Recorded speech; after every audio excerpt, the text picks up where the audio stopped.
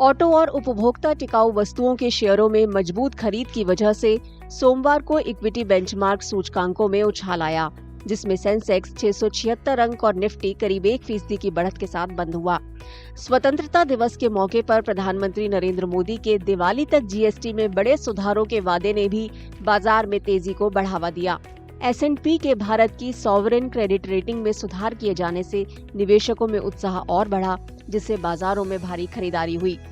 30 शेयरों वाला BSE Sensex 676 अंक उछलकर 81,273 पर, जबकि 50 शेयरों वाला NSE निफ्टी 245 अंक बढ़कर 24,876 पर बंद हुआ।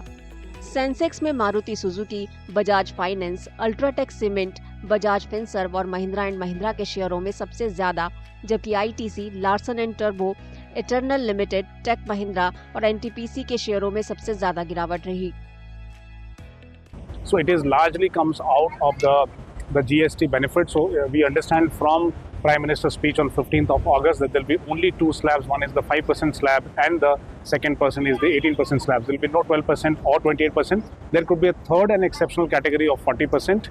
And also there seems to be the geopolitical risk seems to be going slightly down after meeting with Mr. Trump and Mr. Putin here.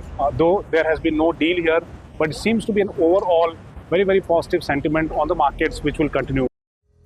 सूचना और प्रौद्योगिकी सूचकांक को छोड़कर ऑटो, उपभोक्ता, टिकाऊ वस्तुएं, रियलिटी, FMCG, मेटल और वित्तीय सेवा शेयरों में तेजी देखी गई।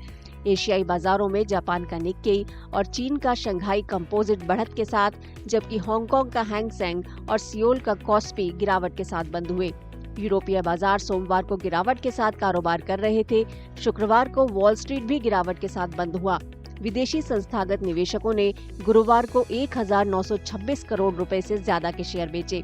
स्वतंत्रता दिवस के मौके पर शुक्रवार को घरेलू शेयर बाजार बंद रहे।